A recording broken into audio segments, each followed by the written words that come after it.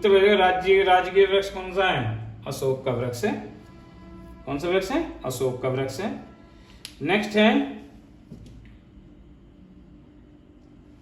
सुराताल प्रसिद्ध अभयारण्य है जिसमें साइबेरिया और अन्य ठंडे क्षेत्रों से कई प्रवासी पक्षी भी आते हैं। उत्तर प्रदेश के निम्नलिखित में से किस जिले में स्थित है? ये उत्तर प्रदेश के बलिया में स्थित है। कहां पर है? बलिया में स्थित है। इसका आंसर बी हो जाएगा, बलिया। नेक्स्ट क्वेश्चन है निम्नलिखित में से कौन सा सोशल मीडिया प्लेटफॉर्म पेशेवर नेटवर्किंग और नौकरी तलाशने के लिए सबसे उपयुक्त है? तो नौकरी तलाशने के लिए फेसबुक तो है नहीं है, इंस्टाग्राम भी नहीं है, स्नैपचैट नहीं है, लिंक्डइन है। इसका आंसर हो जाएगा लिंक्डइन। डी ऑप्शन सही रहेगा इसका। ठीक है। नेक्स्ट क्वेश्चन है, अगला क्वेश्चन है उत्तर प्रदेश में स्थित भदोही निम्नलिखित में से किस कला के लिए प्रसिद्ध है? तो ये है कालीन बुनाई के लिए। किसके लिए? कालीन बुनाई के लिए। भदोही किसके लिए? कालीन बुनाई के लिए। नेक्स्ट क्वेश्चन है, अकबर का मकबरा निम्नलिखित में किस स्थान पर स्थित है? तो अकबर का मकबरा है सिकंदरा में। कहां पर है? सिकंदरा में। निम्नलिखित में से उत्तर प्रदेश का कौन सा प्रसिद्ध लोक नृत्य धान और मक्की की खेती के दौरान किया जाता है? तो इसका आंसर है हुरका बोल। क्या आंसर है? हुरका बोल। सी ऑप्शन है, हुरका बोल।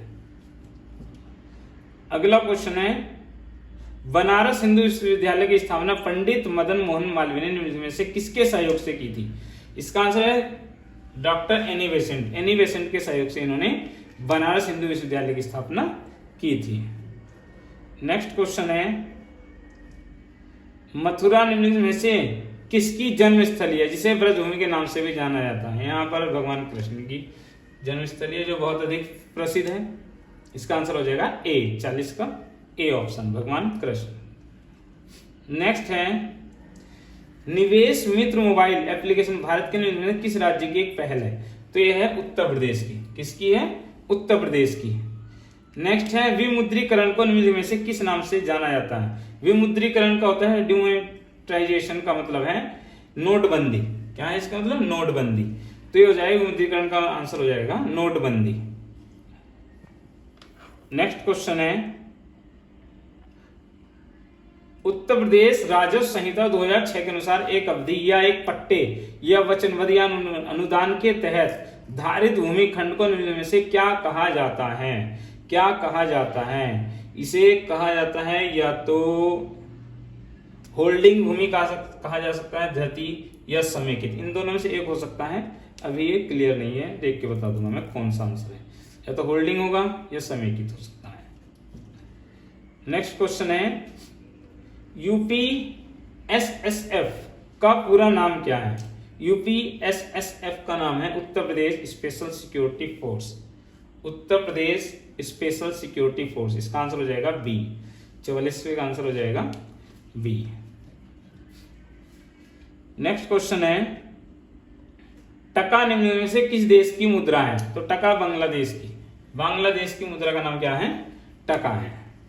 नेक्स्ट है, निम्नलिखित में से कौन सा वाक्य जीएसटी के लिए सही नहीं है? सही नहीं है ये कहा उसने, सही नहीं है। तो जीएसटी इनपुट टैक्स क्रेडिट या मूल्य के घटाव के लाभ के साथ एक ही दर पर वस्तुओं और सेवाओं दोनों पर एक व्यापक उगाही और वसूली है।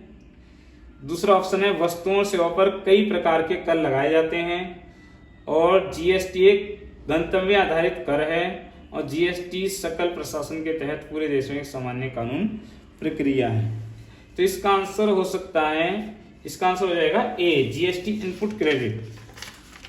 क्या हो जाएगा? GST input credit. GST input credit tax या मूल्य के घटाव के लाभ के साथ एक ही दर पर वस्तु और सेवा दोनों पर एक व्यापक उगाही और वसूली है। इसमें जो है, जो एक चीज और बता देता हूं मैं तुम्हें, जो जीएसटी लागू हुई थी वो लागू 2017 में हुई थी। इसमें बता देता हूं मैं तुम्हें, 2017 में जीएसटी लागू हुई थी और ये 101वें संविधान संशोधन के द्वारा हुई थी। 101वें संविधान संशोधन, 101वें संविधान संशोधन के द्वारा हुई थी। तो इसका आंसर हो जाएगा हमारा ए। नेक्स्ट क्वेश्चन है हमारा,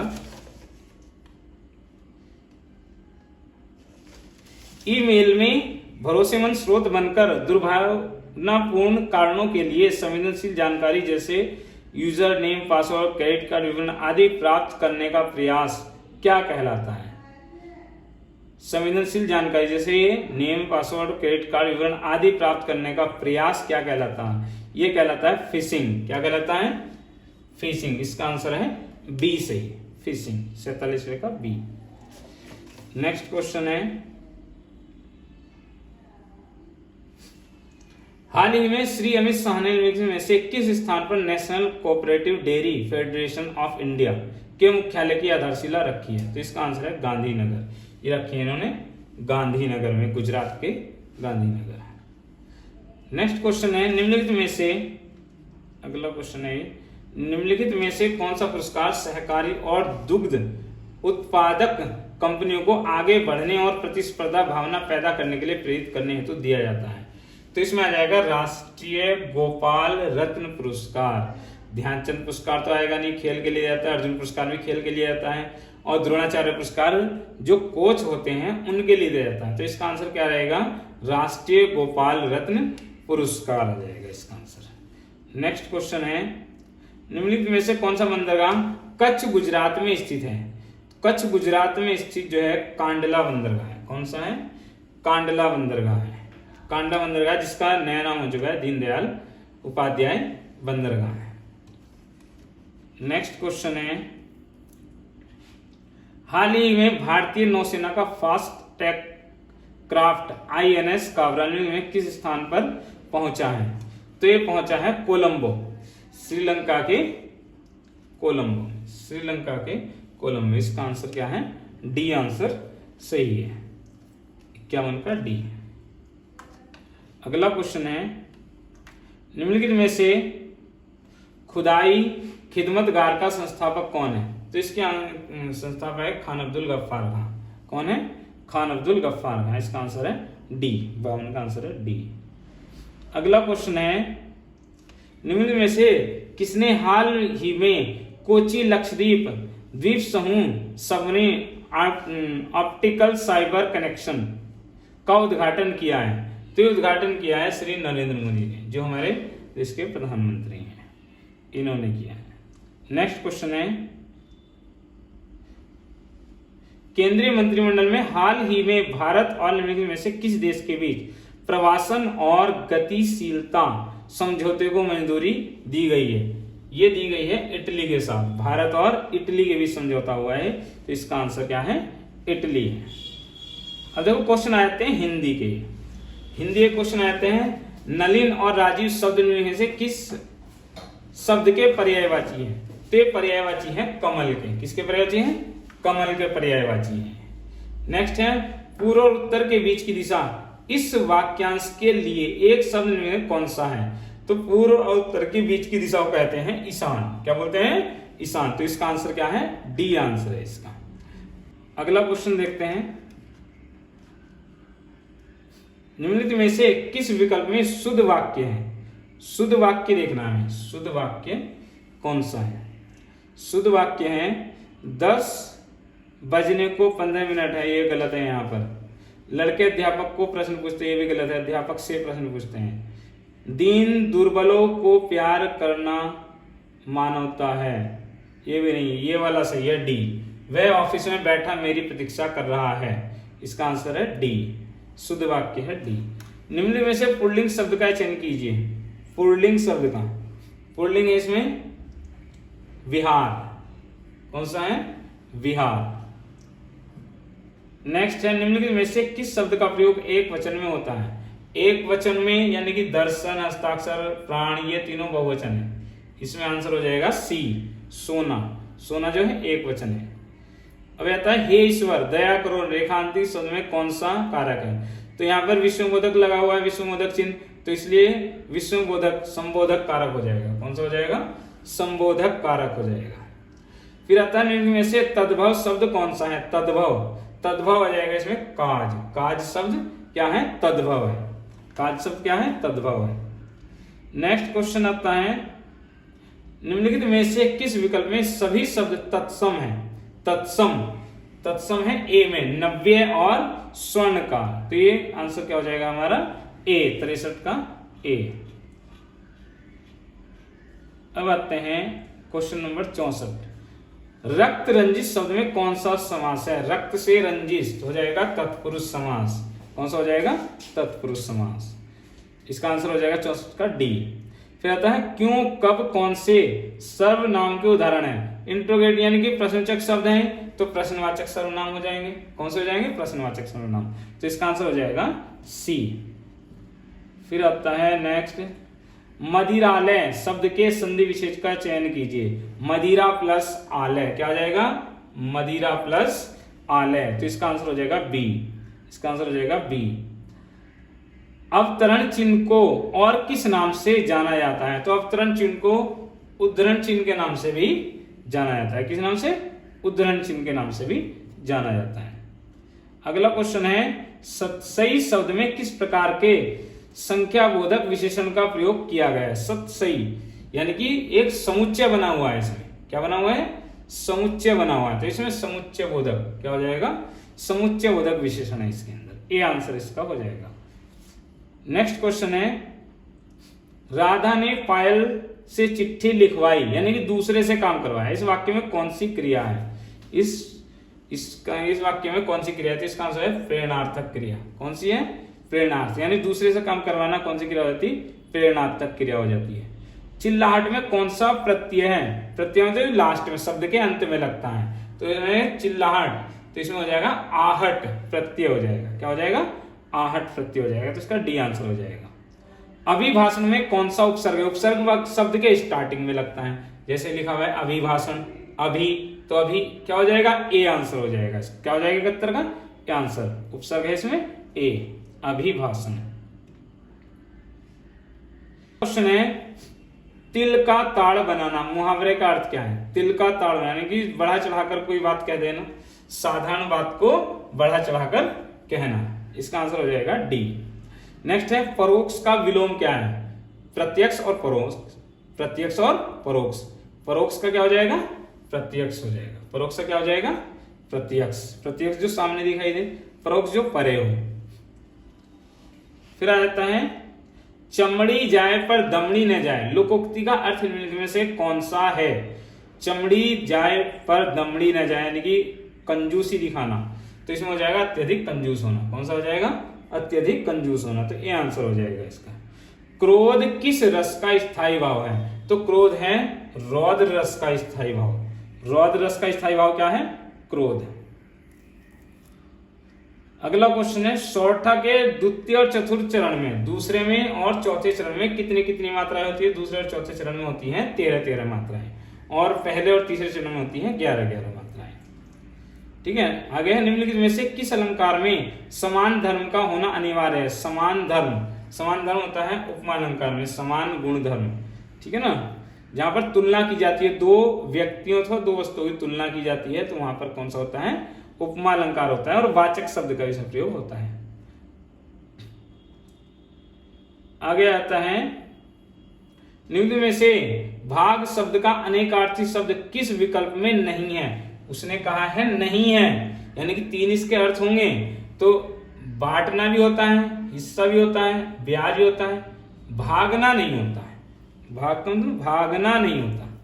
ठीक है, तो इसका आंसर हो जाएगा भागना। वह बाजार जा चुका है, इस वाक्य में कौन सा काल है? पहचानिए। वह बाजार जा चुका है, तो बाजार जा चुका है, ये हो जाएगा आसन्न भूतकाल या पूर्ण वर्तमान काल। आसन भूतकाल या पूर्ण वर्तमान, इसके अंत में चुका है, चुकी है, चुके हैं, लिया है, दिया है, किया है, ये शब्द आते हैं सारे के सारे आसन भूतकाल या पूर्ण वर्तमान काल में। अगला क्वेश्चन है, राम अभी सोएगा, इस वाक्य में कौन सा वाच्य है? कौन सा वाच्य यानी जहां पर कर्ता कार्य करता है, तो राम सोने का कार्य करता है, तो कौन सा हो जाएगा? कृतवाच्य हो जाएगा। इसका आंसर हो जाएगा ए। क्या हो जाएगा? ए आंसर हो जाएगा। अभी आ गया तुम्हारा गद्यांश। गद्यांश को हमें यहां पढ़ना है। भारत भयंकर अंग्रेजी मोह की दुर्व्यवस्था से गुजर रहा है। इस दुर्व्यवस्था का एक भयानक दुष्परिणाम यह है, ये तुम्हें पढ़ लेना है पूरा, और मैं इसके केवल क्या बता देता हूँ, आंसर बता देता हूँ। उपयुक्त शीर्षक दीजिए। इसका शीर्षक क्या है, इसका शीर्षक क्या है? इसका आंसर हो जाएगा भारतीय शिक्षकों का अंग्रेजी मोह, यानी इसमें अंग्रेजी भाषा के मोह के लिए बताया गया है और भारतीय शिक्षकों का क्या है, इसमें अंग्रेजी मोह के लिए बताया गया है। अगला क्वेश्चन है, देखो, भारतीय लेखकों की किस्मत खराब है क्योंकि, यानी इसने बताया है क्यों खराब है भारतीय लेखकों की किस्मत। उसने कहा वे अपनी भाषा के साहित्य को पढ़कर अपने समाज का हालचाल नहीं जान सकते, ये नहीं है। वे अपनी भाषा में लिख नहीं सकते, ये भी नहीं है। वे अपनी बात भारतीय शिक्षित पाठकों तक पहुंचा नहीं पाते, वे अपनी बात भारतीय शिक्षित पाठकों तक पहुंचा नहीं पाते। इसका आंसर रहेगा वे अपनी भाषा के साहित्य को पढ़कर अपने समाज का हालचाल नहीं जान पाते। इसका आंसर हो जाएगा ए। वैसे का आंसर क्या हो जाएगा, ए हो जाएगा। अगला क्वेश्चन देखते हैं। अगला क्वेश्चन आता है इसमें, भारतीय भाषाओं के साहित्य के प्रति समाज के किस वर्ग की अरुचि की भावना है? अरुचि की भावना है सुशिक्षित वर्ग। कौन सा वर्ग है? सुशिक्षित वर्ग। कौन सा वर्ग है? सुशिक्षित वर्ग। आगे, भारतीय भाषाओं के लेखक अमेरिकी, यूरोपीय, चीन, बर्मा, जापान के लेखकों में भी हीन है क्योंकि उसने कहा भारतीय भाषाओं के लेखक अमेरिकी, यूरोपीय तथा चीन, बर्मा, जापान के लेखकों से हीन है क्योंकि वे अंग्रेजी के मोह से ग्रस्त हैं या उनमें स्वभाषा के प्रति गौरव नहीं है, उनके साहित्य को भारत में नहीं पढ़ा जाता, उनके साहित्य को भारत के सुशिक्षित लोग नहीं पढ़ते हैं। इसका आंसर हो जाएगा वे अंग्रेजी भाषा के मोह से ग्रस्त हैं। इसका आंसर हो जाएगा ए। नेक्स्ट क्वेश्चन देखते हैं, भारत का सुशिक्षित समाज कौन सा साहित्य पढ़कर संतुष्ट हो जाता है? तो इसका आंसर है अंग्रेजी। अंग्रेजी का साहित्य पढ़कर भारतीय समाज क्या होता है? संतुष्ट होता है, दूसरे पर ध्यान नहीं देता। निम्नलिखित में से कौन सी भाषा पश्चिमी हिंदी से संबंध रखती है? पश्चिमी हिंदी से। तो इसका आंसर हो जाएगा राजस्थानी। आंसर हो जाएगा राजस्थानी, लिख सकते हो तुम इसका। निम्नलिखित में से नहीं कौन से प्रकार का रीतिवाचक विशेषण है? नहीं दिया हुआ है, निषेधात्मक, निषेधवाचक हो जाएगा, निषेधवाचक, जिसमें मना की जा रही है। आगे निम्नलिखित में समुद्र शब्द का पर्यायवाची शब्द कौन सा है? समुद्र शब्द का पर्यायवाची कौन सा है? यानी कि इसका आंसर हो जाएगा रत्नाकर। कौन सा हो जाएगा? रत्नाकर आंसर है इसका। समुद्र को रत्नाकर भी कहते हैं। आगे, मेघ और मेद श्रुति सम भिन्नार्थ, यानी कि सुनने में समान और भिन्न अर्थ वाले का निम्न में कौन सा है? तो हो जाएगा, इसका आंसर है बादल और यज्ञ। अगला क्वेश्चन है, स्त्री जो अभिनय करती हो वाक्य के लिए एक शब्द चयन कीजिए। तो हो जाएगा अभिनेत्री। इसका आंसर क्या हो जाएगा? अभिनेत्री। नेक्स्ट क्वेश्चन है, मानसरोवर किसकी रचनाओं का संकलन है? तो मानसरोवर है मुंशी प्रेमचंद की। किसका है? मुंशी प्रेमचंद की। अगला क्वेश्चन है, मीराबाई किसकी शिष्या थी? तो ये थी संत रैदास की। किनकी शिष्या थी? संत रैदास की। अब आ गए हैं तुम्हारे इधर गणित के क्वेश्चन। गणित के क्वेश्चन आ गए हैं। इसमें देखो, इन दोनों को तो जोड़ना है। इन दोनों संख्याओं को तो जोड़ना है। इन दोनों संख्याओं को जोड़ेंगे। इसमें दशमलव बाद 3 अंक है, 3 2 1, 3 1 2, दशमलव बाद 3 1 2 है और यहाँ दशमलव बाद 2 अंक है, 1 9, तो हम 0 यहाँ मान लेंगे। तो यहाँ पर हो जाएगा 190, यानी कि 1.190 हो जाएगा। और ये जोड़ेंगे 3 1 2, 3 1 2। तो इसमें ये दशमलव से हम पता कर लेंगे। इसमें सामान्य कैलकुलेशन का इन दोनों को जोड़ना है, जोड़ के इधर जाके घटा देना है इसमें से। तो इसका आंसर आएगा 16, या डी आ जाएगा 116, यानी कि 3578116। ये नॉर्मल क्वेश्चन है, ये तुम कर सकते हो। अगला क्वेश्चन देखो, दो संख्याएं 13:9, 13:9 के अनुपात में है, 13:9 के में, यदि उनका HCF यानी कि मैस है, महत्तम समवर्तक 13 है, तो बड़ी संख्या ज्ञात कीजिए। अगर मैस है दे रखा है उसने, मैस है दे रखा है उसने 13, तो इस मैस से इन संख्या को गुणा कर देंगे दोनों की, तो 13 की 13 से गुणा करेंगे 169 हो जाएगा, और 13 नंबर 170, तो छोटी संख्या ये होगी और बड़ी संख्या ये होगी, तो इसका आंसर हो जाएगा 169, ए आंसर आ जाएगा इसका, ए आंसर आ जाएगा। तो नेक्स्ट क्वेश्चन देखते हैं। रोहन और सोहम का वेतन 2:3 के अनुपात में है, 2:3 के अनुपात में है। यदि प्रत्येक के वेतन में 2000 की वृद्धि हो जाती है तो नया अनुपात 40:57 हो जाता है। कितना हो जाता है? 40 और 57। तो अब इन दोनों का यहाँ अंतर देखते हैं। अगर अंतर बराबर ना हो, अंतर बराबर हो नहीं सकता है, 40 2 है या 57 3 है, तो हम अंतर बराबर करते हैं। बराबर कैसे करेंगे? इन दोनों का अंतर करेंगे नीचे को, कितना हो जाएगा? 17,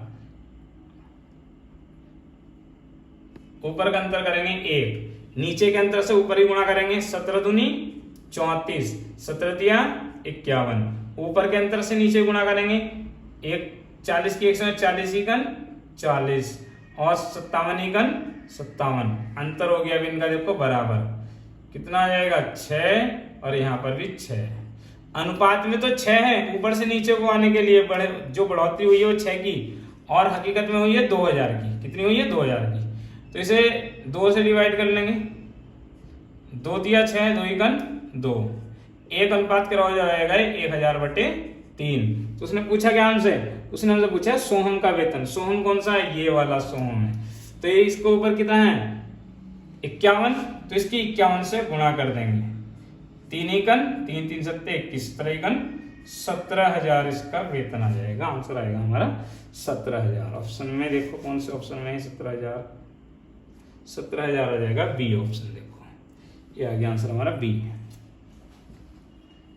अगला क्वेश्चन देखो, किसी स्कूल में 20% छात्र 10 वर्ष से कम आयु के हैं। इसे मैं सॉल्व कर देता हूं। किसी स्कूल में 20% छात्र 10 वर्ष से कम आयु के हैं। 10 वर्ष से कम आयु का मतलब 20% छात्र जो है 10 वर्ष कम आयु के हैं। अगर मान हम 100 छात्र मान लेते हैं तो 10 वर्ष से कम आयु के, 10 वर्ष से कम आयु के, अगर टोटल 100 छात्र हैं, टोटल 100 हैं, तो 10 वर्ष से कम आयु के, 10 वर्ष से कम आयु के कितने हो गए? 20। 100 का 20% 20 आ जाएगा। 10 वर्ष से अधिक यानी कि बाकी बचे 80, बाकी बचे 80। उसने कहा है 10 वर्ष से अधिक आयु के छात्रों की संख्या 10 वर्ष थी। 10 वर्ष से अधिक आयु के छात्रों की संख्या, 10 वर्ष की आयु के छात्रों की संख्या जो कि 48 है, का 2/3 है, तो स्कूल में छात्रों की कुल संख्या कितनी है? इसमें आ जाएगा 100। इसमें कितना आ जाएगा? 100। इसका जो निकाल लेंगे 48 का 2/3, तो 3 का 3, 3 जंग 18, 16 दूनी 32 ही आ गए, 32 ही हो गए। 48 वेराइल 48, 8 और 2 10 का 0 हासिल 1, 4 3 7 1 8, 80 हो गए टोटल, और 20 ही हो गए। कितने हो गए? 100 हो गए। आंसर आ जाएगा 100। देखो बहुत हल्का क्वेश्चन है। एक संख्या को 119 से विभाजित करने पर 19 शेष बचता है। यदि इसे 17 से विभक्त किया जाए तो शेष क्या बचेगा? अब इस तरह के सवाल में अगर ये कहता है कि संख्या को इतने से विभक्त करने पर इतना शेष बचता है, तो यदि उसे इससे विभक्त किया जाए तो क्या शेष बचेगा? तो जिस संख्या से हम भाग देंगे ना, उस संख्या से शेष को भाग दे दो हमेशा। उस संख्या से किसे भाग दे दो? जो इसके अंदर शेष है। तो शेष क्या है? 19। 19 को 17 से भाग देंगे, 17 एकन 17, शेष क्या बचा? 2। 2 हमारा आंसर है। देखते हैं, एक क्वेश्चन है 17.28/x, और यहां पर हो जाएगा ये, जब मैं इसके बटे 1 कर देता हूं तो इनकी तिरछी गुणा हो जाएगी, यानी कि ये 2 के गुणा में ये सारी चीजें आ जाएंगी, 2 के गुणा में सारी चीजें आ जाएंगी, यानी कि ये हो जाएगा भाग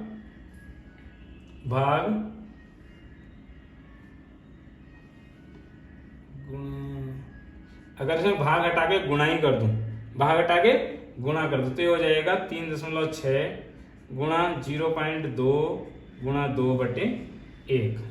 तो दशमलव बाद देखो 2 अंक है, यहाँ पे मैंने ये जो ये बटे है इसे हटा दिया है, इसकी जगह मैंने गुणा कर दिया है। जब गुणा भाग हटाए गुणा करते तो भिन्न चेंज हो जाती है, नीचे की ऊपर, ऊपर की नीचे आ जाती है। तो यहाँ पे बराबर का चिन्ह आ जाएगा इन दोनों के बीच में। दशमलव बाद 2 अंक है, यहाँ पे दशमलव बाद 2 अंक है, तो यहाँ पे क्या आ जाएगा, दशमलव उड़ जाएगी इस वाली से। ठीक है, यहाँ पर हम डिवाइड कर देंगे अब इसे, 9 से काट देंगे, 9 चौक 36, 9 एकम 9, 8 बचा, 9 9 81, 1 बचा, 9 दूनी 18। अब 4 से काट सकते हैं इसे, 4 चौक 16, 4 अट्ठे 32। अब इसे 4 से काट देंगे, 2 दूनी 4, 4 एकम 4, 4 दूनी 8, x बराबर आ गए 12। आंसर आ गया हमारा, क्या आ जाएगा 12। अगला क्वेश्चन देखते हैं।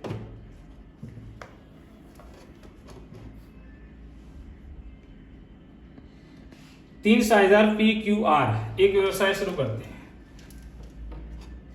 तीन साझेदार PQR एक व्यवसाय शुरू करते हैं। P की पूंजी का दुगुना, यानी कि P की पूंजी का दुगुना, P का दुगुना Q की पूंजी के 3 गुने के बराबर है। Q का 3 गुने के बराबर है। तो अगर मैं इसे अनुपात बना देता हूं तो P बट्टे Q बराबर 3/2 हो जाएगा, यानी P का 3 है, Q का 2 हो जाएगा, क्योंकि 3 गुने के बराबर है। और Q की पूंजी R की पूंजी के 4 गुने के बराबर है, यानी Q की पूंजी जो है वो R के 4 गुने के बराबर है। तो R यहाँ बटे में आ जाएगा, ये R, तो यहाँ बचेगा 4, यहाँ पे बचेगा 4/1। तो यहाँ पर देखो Q 4 है, यहाँ Q 2 है, तो इन दोनों को मुझे Q को बराबर करना है। तो इसे जो है 2 से मल्टीप्लाई कर दूंगा, जिससे Q 4 हो जाए, 2 दूनी 4, इसे भी करना पड़ेगा, 2 तिया 6। तो इसका अनुपात बन जाएगा P अनुपात Q अनुपात R। तो ये हो जाएगा, P हो जाएगा 2 तिया 6, Q हो जाएगा 2 दूनी 4, यहाँ Q पहले से ही 4 है, और R हो जाएगा 1। इनका अनुपात हो जाएगा 6 4 10 और 1 11। अनुपात हो गया इनका 11। उसने कहा है वर्ष के अंत में इतने रुपए का कुल लाभ R का हिस्सा बताओ, यानी कुल लाभ कितना होगा 27,500। तो R का भाग बताना है, R का, तो R का भाग, R का अनुपात कितना है 1, अनुपात योग कितना 11 गुणा टोटल लाभ है 27,500। 11 से मैं काट देता हूँ, 11 दूनी 22 और 11 पंजे 55, ये हो जाएगा 2500 रुपए। आंसर आ जाएगा हमारा A। ठीक है, क्वेश्चन हो गए 99। अगला क्वेश्चन आता है, देखो 6 संख्याओं का औसत इतना है, ये साफ कर देता हूं मैं। 6 संख्याओं का औसत 3.75 है, तो इनका योग कितना हो जाएगा, 6 का योग हो जाएगा 3.75 की मैं 6 से गुणा कर देता हूं, 6 पंजे 30, 6 सत्ते 42 और 3 45 और 6 18 और 4 22। उसने कहा इनमें से 2 का औसत इतना है, तो 2 का योग कितना हो जाएगा 6.4। 2 का योग यानी 2 से गुणा कर देंगे, 6.4 हो गया। जबकि अन्य 2 का औसत, यानी 2 का औसत ये है तो योग हो जाएगा 6.4, जबकि अन्य 2 का औसत इतना है, तो इनका योग कितना हो जाएगा, 2 से मल्टीप्लाई कर दो, यहाँ पर यहाँ भी 2 से मल्टीप्लाई कर दो, 7.1 आ जाएगा।